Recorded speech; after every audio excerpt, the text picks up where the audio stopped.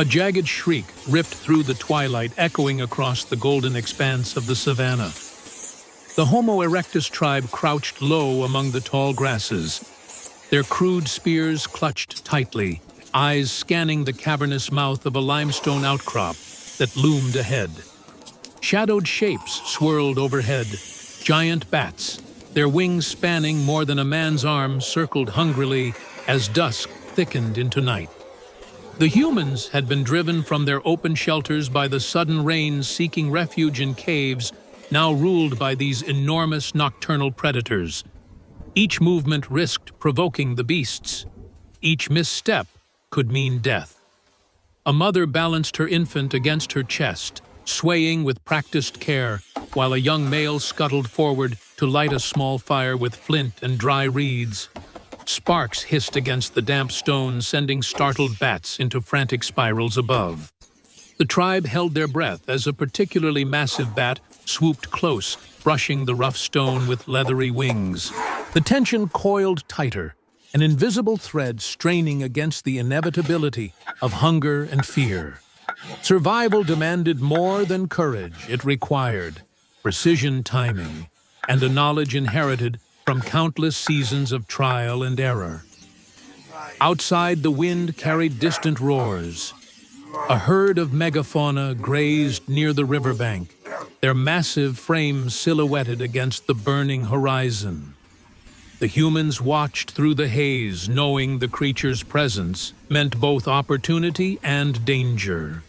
Spears sharpened.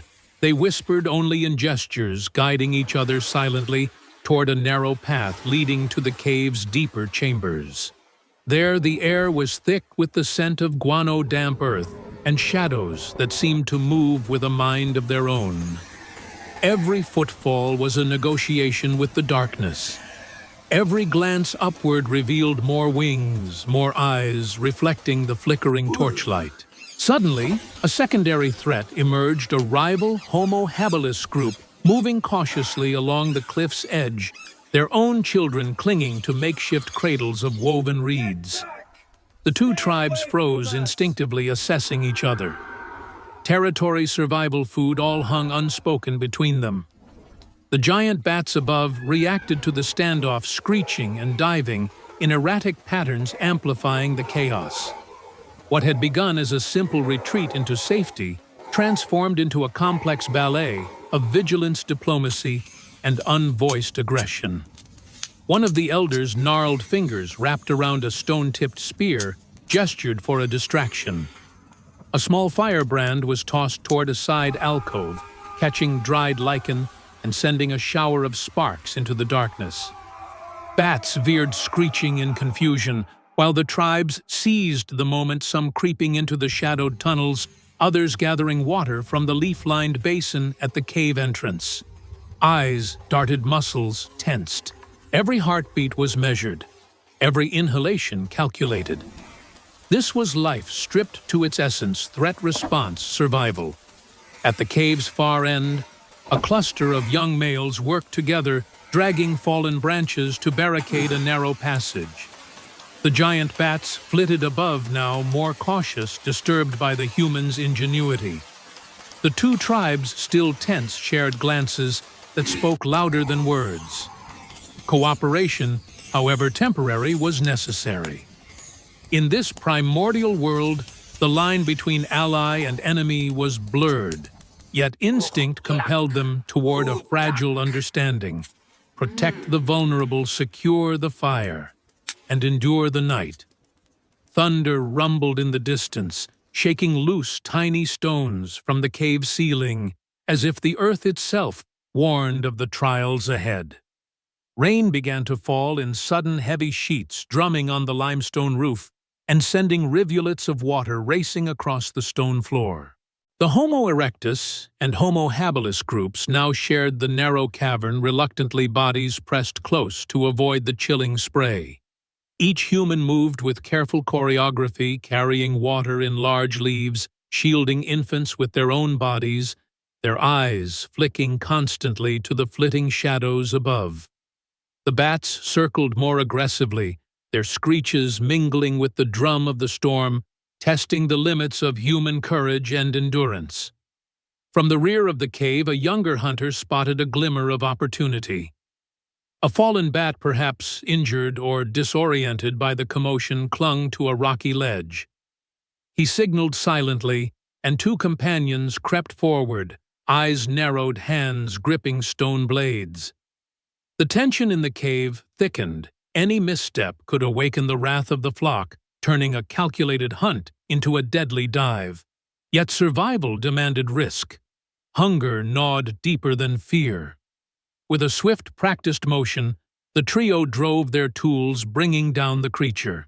Its wings twitched, sending ripples of panic through the upper roost. A flurry of wings erupted, shadows slashing across the walls as the cave became a maelstrom of motion and sound. The rival tribe responded cautiously, some retreating deeper into the tunnels, others aiding with water and fire, their movements weaving a tense rhythm of collaboration and suspicion. A child began to whimper, the sound vibrating through the cavern, drawing attention from both humans and bats alike. Mothers and elders leaned protectively over the young, shielding them with arms and leaves, their eyes darting to every crevice. Every shadow seemed a threat, every echo a potential predator. The cave, once a sanctuary, had become an arena of primal strategy and instinctual survival. Suddenly, a surge of wind blasted through the entrance, carrying with it rain dust and the scent of distant predators. A pack of giant hyenas, drawn by the chaos, slinked along the rocky outcrops outside. The humans froze ears, straining hearts pounding. Cooperation became imperative. Spears were raised, torches swung in wide arcs to intimidate the hyenas, while elders barked sharp gestures directing younger hunters to cover the infants and fortify the barricades. The cave shook again, as another wave of bats, disturbed by the wind and panic below, swooped in erratic loops.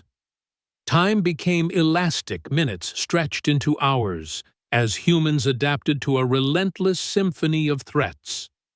Rainwater filled natural basins, providing both hydration and a slick hazard. Fire flickered dangerously close to dry ferns, yet offered essential light.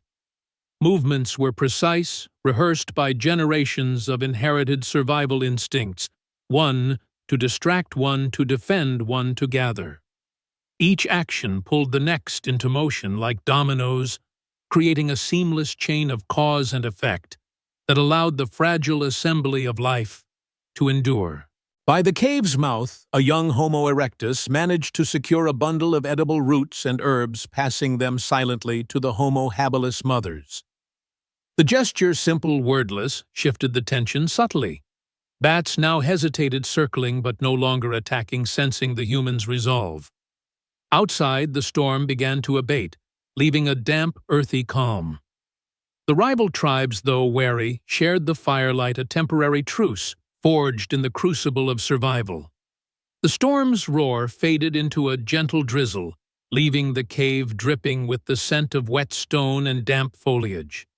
The giant bats, cautious now, clung silently to the ceiling wings, folding against their bodies, as if acknowledging the humans' ingenuity and endurance. The two tribes moved with synchronized care, reinforcing barricades, passing water, and tending to infants with reverent precision. Every motion was deliberate, a testament to the lessons carved into their muscles and bones over countless seasons of survival. A sudden flash of lightning illuminated the cave mouth. Shadows leapt across the walls. The hyenas outside had retreated, unnerved by the humans' vigilance and the lingering smoke of their fire. In the momentary brilliance, the two tribes exchanged glances, curiosity, respect, and a fragile sense of unity sparking in their eyes. They had faced winged predators, rival clans, and the wrath of nature itself. Yet here they were, breathing, watching, enduring. The elders guided everyone deeper into the cave's chambers, where natural rock formations created alcoves and low benches.